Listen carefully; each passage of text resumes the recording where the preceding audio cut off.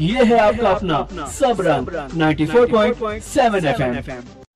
सब रंग रेडियो 94.7 अपने ਸਾਰੇ ਲਿਸਨਰਸ ਦਾ ਇੱਕ ਵਾਰੀ ਫਿਰ ਤੋਂ ਸਵਾਗਤ ਕਰਦਾ। ਸੋ ਇਹਦੇ ਨਾਲ ਹੀ ਜਿਸ ਤਰ੍ਹਾਂ ਕਿ ਮੈਂ ਬ੍ਰੇਕ ਤੇ ਜਾਣ ਤੋਂ ਪਹਿਲਾਂ ਦੱਸਿਆ ਸੀਗਾ ਵੀ ਆਪਾਂ ਗੱਲਬਾਤ ਕਰਾਂਗੇ ਡਾਕਟਰ ਵਿਵੇਕ IPS ਆਫੀਸਰ ਨੇ ਜੀ।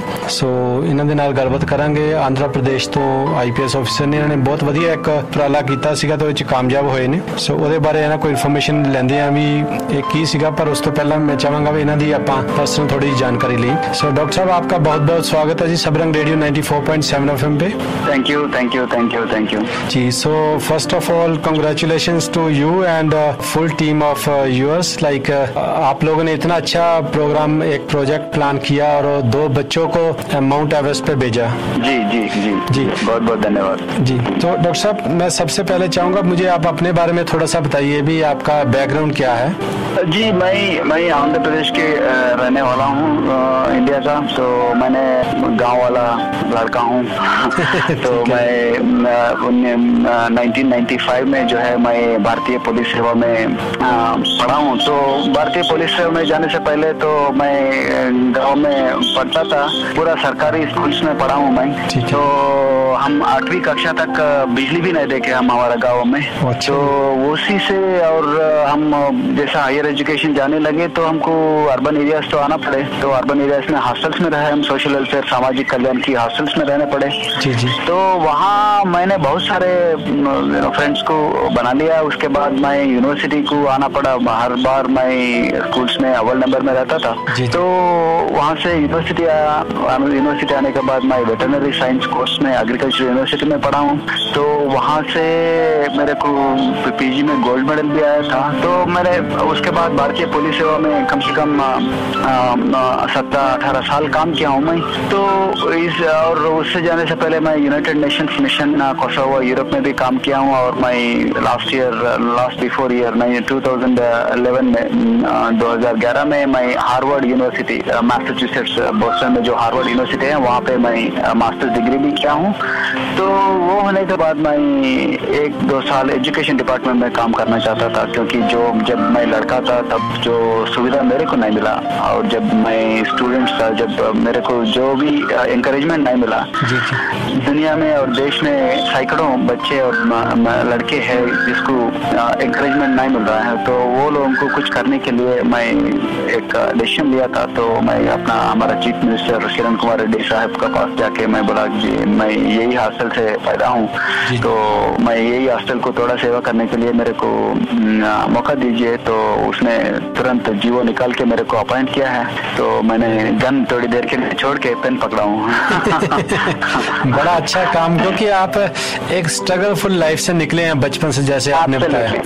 और इतना एक आप अपने आप में एक मिसाल है, एक गांव से आया हुआ एक बच्चा जिसने कितनी मेहनत करके हमेशा टॉप किया। और जिन लोगों के पास इतनी फैसिलिटीज होती हैं वो फिर भी कुछ नहीं कर पाते, और आपके पास तो कुछ भी ना था और आपने इतना कुछ प्रूव करके दिया। और अभी आप ये साबित करना चाहते थे कि मैं समाज को वापस देना चाहता हूँ, और आपने कम्युनिटी को वापस देने का जो उपराला किया। जनरली लोग चाहते हैं भी IPS ऑफिसर हूँ तो मुझे ऐसी जगह पे लगाओ जहाँ ज्यादा पैसे बनते हैं। तो इस तरीके की चीजें लोग सोचते हैं, और आप चाहते थे मैं कम्युनिटी के अंदर जाऊँ जहाँ पे और सिर्फ पैसे नहीं, कई बार तो कुर्सी की इतनी रिस्पेक्ट होती है। अभी आप IPS ऑफिसर होते हो तो लोग कहते हैं यार ये इतना अच्छा ऑफिसर है, पर आपने ऐसी जगह चूज की जो एजुकेशन डिपार्टमेंट में जाना अपने लिए। तो ये मुझे लगता है भी हम हैट्स ऑफ टू यू, क्योंकि आपने इतना अच्छा पहले तो ये डिसीजन लिया जी। थैंक यू जी, थैंक यू। सो डॉक्टर साहब अभी हमें थोड़ा सा ये बताइए भी अभी आपने एक प्रोजेक्ट जो किया एक रिसेंटली, तो 2 बच्चों को आपने माउंट एवरेस्ट पे भेजने का उपराला किया था, पूर्णा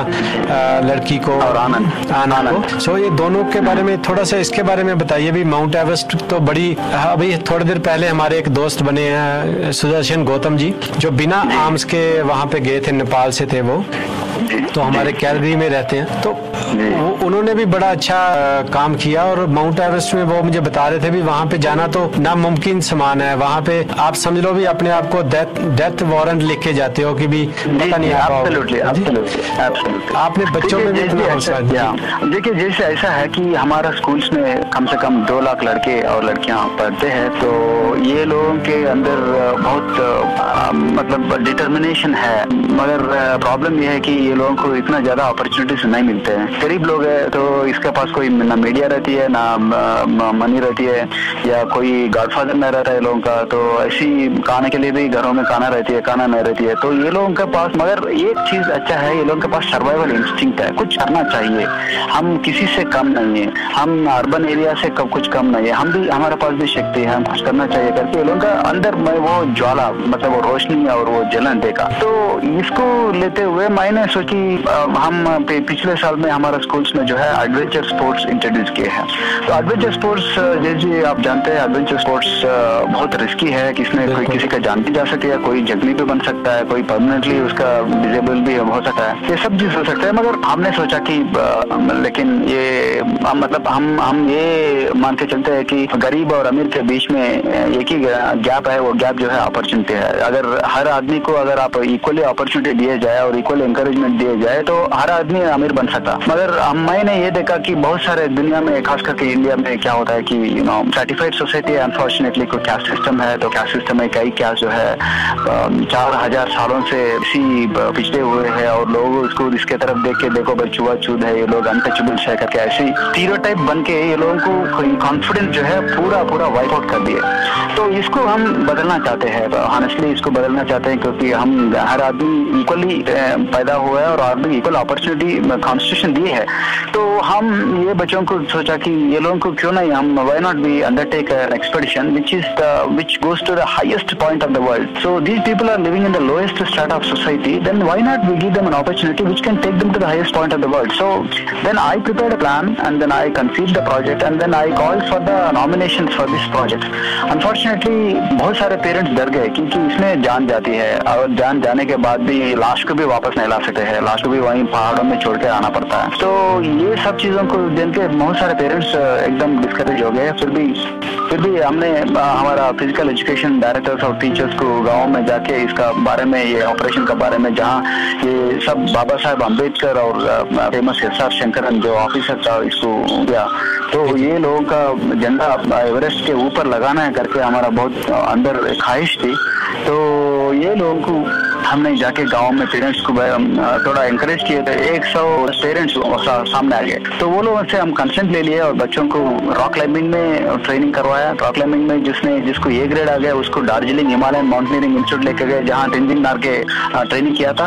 तो वहाँ ये 20 लोगों को हम कांचनजंगा माउंटेन रेंज, जहाँ 17,000 फीट तक लेके गए। 17,000 फीट में माउंट रेनास को ये लोग चढ़ गए। मतलब आंध्र इंडिया में सबसे पहले इतना बड़ा पीक चढ़े सो लड़के हैं ये लोग। तो उसके बाद और वो भी 14 और 15 साल की उम्र में ये लोग उतना बड़ा उसमें चले गए। तो उसके बाद उसमें जिसको A ग्रेड आ गए, फिर विंटर में हम उसको लद्दाख लेके गए। लद्दाख लेके -35 डिग्री सेंटीग्रेड और 18,000 फीट पे ये लोगों का एंड्योरेंस हम टेस्ट किए और लोग सब एकदम दुरुस्त निकले।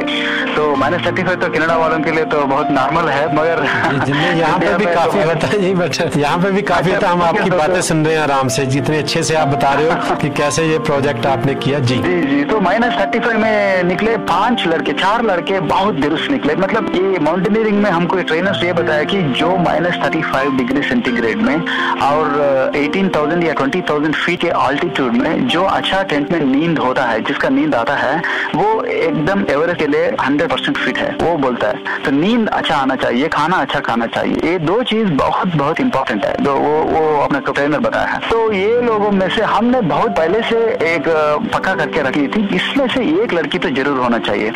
तो एक लड़की पूर्णा करके एक लड़की ये तो हमको मिली है और फॉर्चुनेटली ये लड़की जो है बहुत सबसे यंग थी, 13 साल की उम्र की लड़की थी। जी। तो ये लोगों को लेके हमने गवर्नमेंट के पास चले गए। तो पहले सब लोग डर गए कि नहीं भाई ऐसे रिस्की बात है, अगर ये लोगों को मर गए तो गवर्नमेंट को बहुत बुरी नाम आ जाएगी, क्योंकि बहुत सारे लोग मर गए। इससे पहले जो एवरेस्ट को जाने के लिए जो भी कोशिश किया उसमें से कम 400 लोग मृत्यु मतलब मर गए। तो ये बहुत डेंजरस एक्सपेडिशन और एक जख्मी भी लगा तो हमारा गवर्नमेंट गिर जाएंगे करके। बट मैंने प्रिंसिपल अपना चीफ मिनिस्टर साहब को बहुत कन्विंस किया हूँ। तो चीफ मिनिस्टर साहब खुद एक स्पोर्ट्समैन थे, तो और हमारे साथ 1-2 IAS ऑफिसर थे, रेमन पीटर और रावत करके, ये दोनों को ये समझ में आ गए। तो एक जीवो गवर्नमेंट ने एकदम पहली बार हमारा आंध्र प्रदेश के इतिहास में बहुत पहली बार है कि गवर्नमेंट ने ऑर्डर निकाल दिया। तो ये लेके हमने ये पक्का की थी हम एक बाबा साहेब अम्बेडकर का फोटोग्राफ लेना है। और एस.आर. शंकरन का फोटोग्राफ जो है माउंट एवरेस्ट पे लगाना है, क्योंकि अभी तक दलित समाज जो है इंडिया में और जो पिछड़े हुए समाज है वो लोग ने अंदर एक कॉन्फिडेंस जो है वाइप आउट किया है। मैं पहले ही बोला हूँ, ये लोगों के अंदर एक इंफीरियरिटी कॉम्प्लेक्स पैदा हो गया कि क्योंकि ये गरीबी को देखते हुए ये लोगों के अंदर वो कॉन्फिडेंस, वो फायर जो है बुझ गया है। तो हमको ये कॉन्फिडेंस फिर वापस दिलाना चाहते हैं, क्योंकि हम किसी के तरफ सहायता के देखने के लिए जरूरत नहीं, हमारा अंदर बहुत बड़ा पोटेंशियल है। ये पोटेंशियल हम रियलाइज करने के लिए हम एक बार ऊपर जाके बताएंगे सब दुनिया को, सबसे ऊपर जो ऊंची पॉइंट है वहां से हम दुनिया को बताना चाहिए हम किसी से कम नहीं, हमारा अंदर इक्वल शक्ति है, हमको सिर्फ चाहिए एक अपॉर्चुनिटी। ये चीज हम बोलना चाहते थे, इसीलिए बाबा साहब अम्बेडकर फोटोग्राफ ले लिए, लेके नेपाल की तरफ रवाना हो गए हमने। बोलिए। बिल्कुल, बहुत अच्छा डॉक्टर साहब आपने पॉइंट बताया अभी बाबा साहब डॉक्टर अम्बेडकर की, जिन्होंने इंडिया को इतना अच्छा कॉन्स्टिट्यूशन के साथ साथ जो आज 55 करोड़ लोगों ने इंडिया में वोटिंग किया है, तो चाहे उसको हम मिलाएं यूएस और रशिया की पॉपुलेशन इकट्ठी कर ले तब भी इतनी नहीं होती जितने लोगों ने वोट करके, तो अभी बीजेपी की चाहे गवर्नमेंट को बनाए या कोई भी गवर्नमेंट होती वहाँ पे, पर ये इतना अच्छा उन्होंने कॉन्स्टिट्यूशन दिया जिसके अंडर लोगों को एक सिस्टमेटिकली, जिसको कहते हैं वोटिंग का रूल दिया। तो ऐसे उनकी शतरछाया में या उनकी जो सोच के ऊपर पहरा देते हुए आपने पहले प्लान किया भी इतनी ऊपर तक जाना है और समाज के जो छोटे छोटे बच्चे हैं उनको मैं ऊपर लेके जाना चाहता हूँ।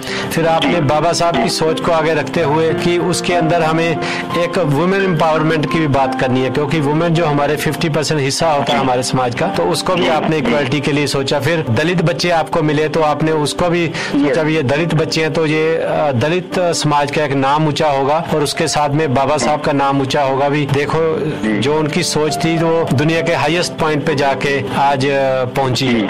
सो बड़ा अच्छा जी डॉक्टर साहब, आपने बड़ी अच्छी बातें हमें बताई हैं वैसे पूरी इस इंफॉर्मेशन के दौरान। तो मैं चाहूंगा एक छोटी सी हम कमर्शियल ब्रेक ले लें, तो उसके बाद आपसे और भी काफी सवाल पूछने हैं, वो एक ब्रेक के बाद पूछते हैं। तो मिलते हैं एक छोटी सी ब्रेक के बाद। दिलों दी उमंग, पंजाबी विरसे ते पंजाबियत दे संग, परदेसी मिट्टी ते जिउण दा देसी नवे पुराने गाने, सेलिब्रिटी रिव्यूज ते होर भी मनोरंजक प्रोग्रामां दा ऑन एयर चैनल जो है सब तो दबंग। सब रंग 94.7 FM सब रंग।